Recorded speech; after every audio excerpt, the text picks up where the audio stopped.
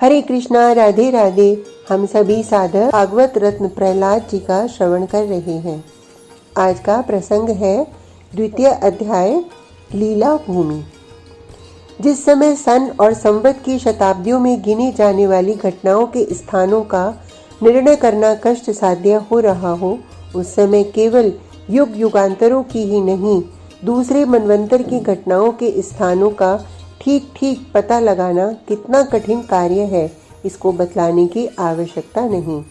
जिस देश में सहस्त्रों वर्षों से लगातार धार्मिक एवं राजनीतिक विप्लव होते चले आ रहे हों और धर्म के मिटाने वाले नर पिशाचों के पाशविक अत्याचारों से देश के असंख्य मंदिरों, नगरों और तीर्थों के अस्तित्व मिटाने के पाप में कार्य बराबर जारी रहे हों, उस देश के किसी पवित्र तीर्थ स्थान का और किसी भगवत अवतार की लीला भूमिका एवं उस लीला भूमि का जिसकी लीलाएं असंख्य वर्षों के प्रथम हुई हों, यथार्थ पता लगाना साधारण कार्य नहीं। इसी कारण से जिन परम भागवत दैत्य ऋषि प्रहलाद को हम प्रहलाद, नारक, पराशर, पुंडरीक आदि श्लोकों के द्वारा नित्य प्रातःकाल स्मरण और प्रणाम किया करते हैं, उनकी लीला भूमि को, उनके आविर्भाव के स्थान को न तो हम यथार्थ रूप से जानते हैं और न हम जो कुछ जानते हैं उस पर पूरा पूरा विश्वास ही करते हैं। महर्षि कश्यप कहाँ रहते थे, उनकी धर्म पत्नी दिति का निवास स्थान कहाँ था और हिरण्याक्ष एवं हिरण्यकशिपु आदि दैत्यों का जन्म कहाँ हुआ था, उनका राज्य इस धरा मंडल में कहाँ था, इसका यथार्थ पता लगाना मनुष्य शक्ति के बाहर की बात है।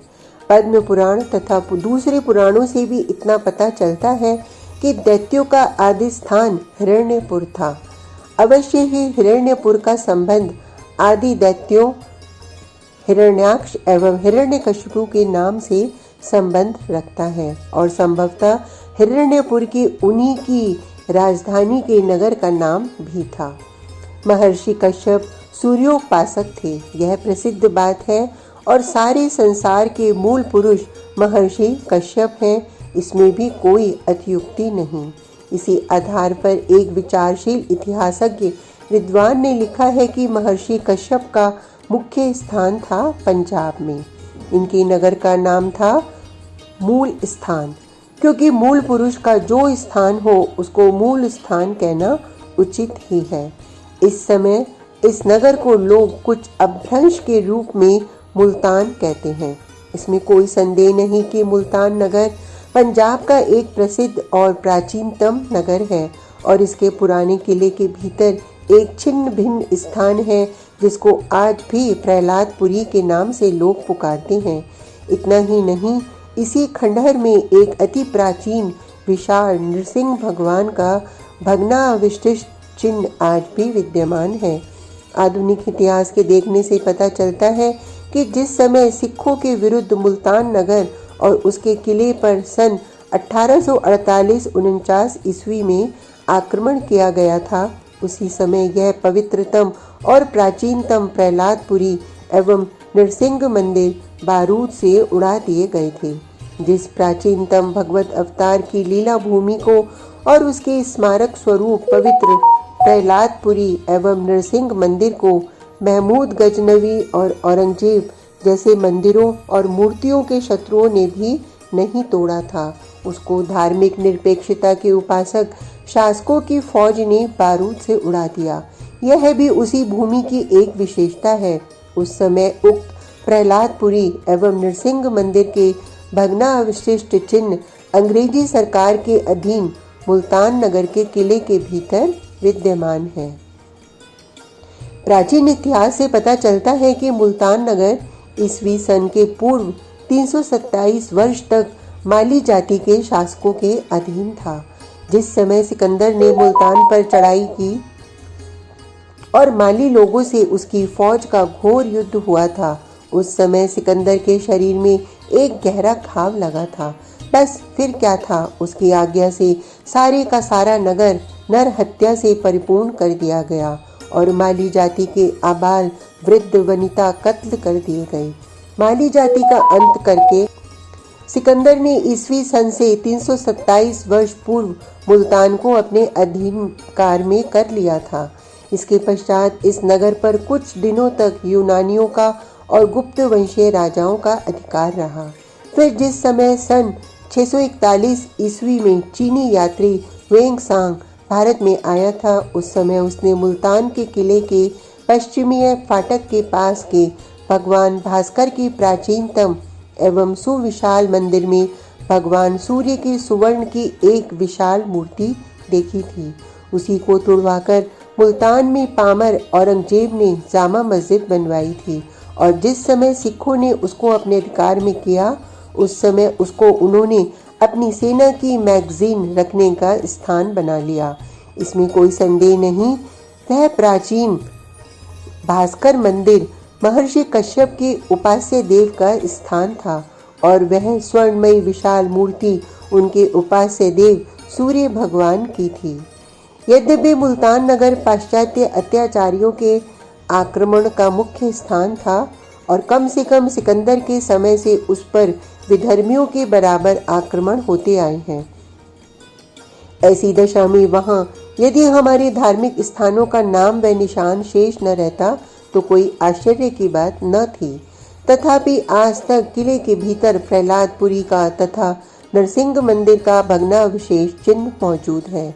सूर्य मंदिर के स्थान का ज्ञान आज भी बना है और नगर में आज भी एक विशाल नरसिंह मंदिर है, जिसमें विष्णुद्रोही अत्याचारी दैत्य हिरण्यकशिपु का उदर विदीर्ण करते हुए भगवान श्री नरसिंह जी विग्रह के रूप में विद्यमान है।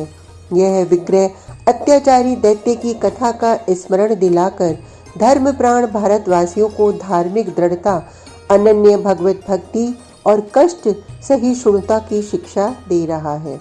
आज भी इस नगर में वैशाख शुक्ल 14 को नरसिंह जयंती का महोत्सव मनाया जाता है और उस दिन एक बहुत बड़ा मेला होता है। ये सब बातें कम संतोषजनक नहीं हैं। सन 1005 ईस्वी में महमूद गजनवी ने मुल्तान को जब अपने अधिकार में कर लिया था, तब से बराबर इस पर मुसलमानों का अधिकार था। किंतु सन 1818 ईस्वी में जिस समय वीरवर रणजीत सिंह का डंका न केवल पंजाब में प्रत्युत काबुल तक बजने लगा, तब मुल्तान को भी उन्होंने मुसलमानों के हाथ से छीन लिया था। रणबांकुरे रणजीत सिंह का शरीरांत हो जाने पर देश के दुर्भाग्यवश सिख जाति में परस्पर कलह उठ खड़े होने के कारण मुल्तान फिर हिंदुओं के हाथ से निकल गया।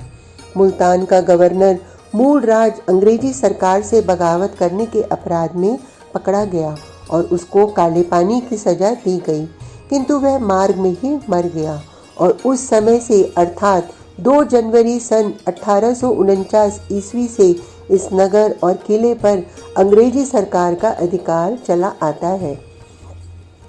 हम आशा करते हैं कि धार्मिक भारतवासी वर्तमान समय की धार्मिक स्वतंत्रता से लाभ उठा अपने इस प्राचीनतम तीर्थ और अपने भगवत अवतार की इस लीला भूमि का तथा प्रहलादपुरी, नरसिंह मंदिर एवं सूर्य मंदिर का पुनः निर्माण कराकर अपने कर्तव्य का पालन करेंगे। प्राचीनतम समय की घटना होने पर भी आज हम प्रहलाद की कथा को भूले नहीं हैं।